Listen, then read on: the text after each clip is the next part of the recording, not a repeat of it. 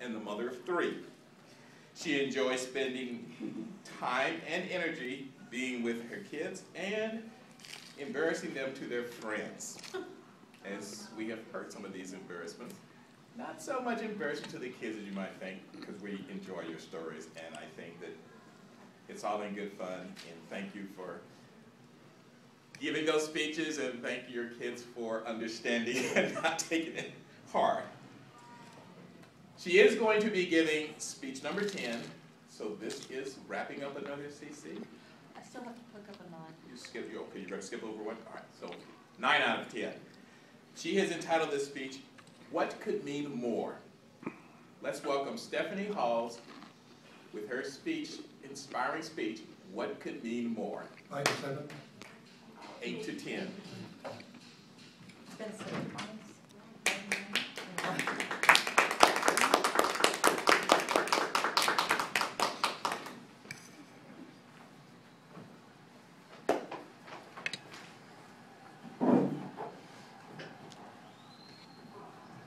Fellow Toastmasters, honored guests, Carmen and James both are guests this evening.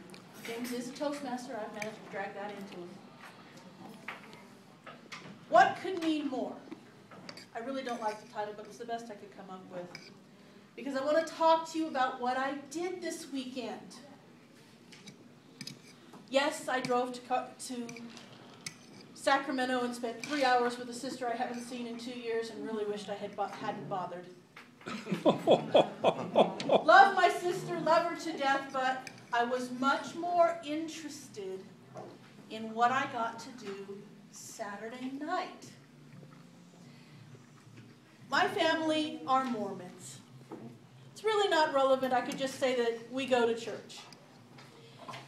But we're Mormons. And the reason that it's fun is because my son is 16 years old and he got to attend the Mormon. That would be a dress-up dance just for Mormon kids. My son is also a geek, a nerd, a goober, and pathologically shy. Ask a girl to go on a dance? Please, the world would have to come to an end 10 minutes before that would happen. So the girl asked him. Because tall, not too spotty, not too stupid, is in short supply. So he got asked to go. And the minute he said yes, because she didn't think he would, her first thought was, oh no, now I have to buy a dress. And of course she'd waited until the very last moment to buy a dress. So when I said to her, because this is a formal, what color is your dress? She said, I don't have one. Well, what color would you like it to be? Well, I don't know. My grandma says we don't really have enough money for one. Oh, okay. Well, I'll tell you what. Because I wanted pathologically shy to go to the dance. I wanted him to participate in the activities with the rest of his friends, with the rest of his peers, to participate as something other than a color that slowly fades into the wall. I said to the little girl, if you can't find a dress, I will help you find a dress. And I spent days finding places where I could find formal dresses. But she found one, and her grandmother could afford it. And she could afford the cover. But you know, a formal isn't just a dress. If you have a dress, then you need shoes. If you have shoes, then you need jewelry. If you have jewelry, then you need makeup. If you have makeup and jewelry and shoes, someone has to help you with your hair. You know that old saying, birds of a feather flock together? She had enough guts to ask him out, but she's a lot like him. pathologically shy. She didn't know how to put on makeup. She didn't know where to find jewelry. She didn't know how to wear shoes. In fact, okay, great, we've got a dress. Well, what about your shoes? Went from to, okay, no problem. And Friday night, I took her to DSW and I bought her shoes. It's the first time she's ever had a pair of high-heeled shoes.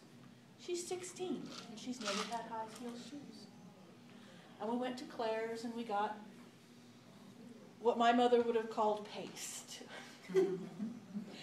But you know what? Paste is awfully pretty when you're 16. And I got paste for her. And I found fingernail polish that matched her dress. And I found that she didn't have any makeup at all. She was 16 and didn't own any makeup.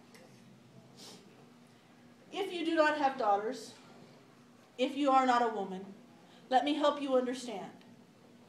Every woman owns some makeup, even if it's just lipstick, mascara, and foundation.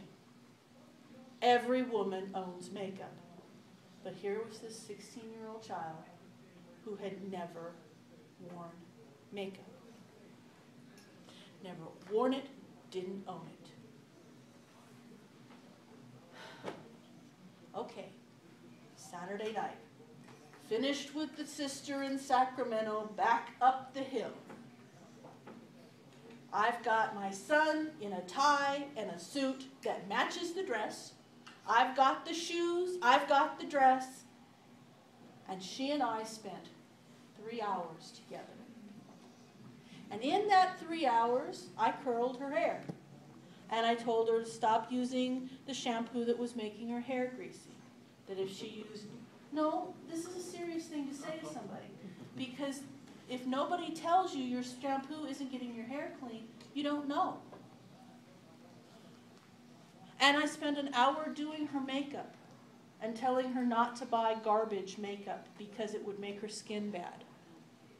But that she should really look into having that foundation and the lipstick. And that she shouldn't buy black mascara because she's a very Caucasian girl with brown eyelashes. And that that's an important piece of information. Getting the right colors, using the right colors. And I did her face. And I did her hair. And I spent an hour and a half painting her nails because the nail polish that matched the dress could be seen through. And again, it took 4 coats. 15 minutes between, and finally it matched. And we did her toes. And all the while we're talking about things that she's never heard. She's never heard that you should be able to buy good quality clothes so that you only have to buy them once or twice. She's never heard that you buy quality makeup so that you don't have to pay the dermatologist to fix your skin. She'd never been told that you don't wear clothes that are a size, you wear clothes that fit.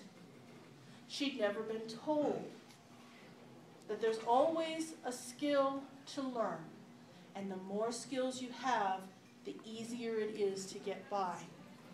16 years old, lives with her grandmother, has an older sister, has a mother, and had never been told those super simple ideas. I'm here to inspire you, my fellow Toastmasters. I want you to mentor. I want you to find someone to tell the simple things to. Maybe it's your own child. Heaven knows I tell Bigfoot plenty of things. And I have many conversations with his little brother and sister. But they have other mentors, people that they listen to, because who wants to listen to your mother? I want you to think about finding someone to talk to who may not have had the advantage of learning something you've learned. I would recommend a child. I would recommend big brothers and big sisters. It's much easier to find kids that way and a lot less creepy. But there are kids out there that you can help. And I would like you to find the time to give someone else that stuff that you thought everybody knew. Because frankly, what could mean more?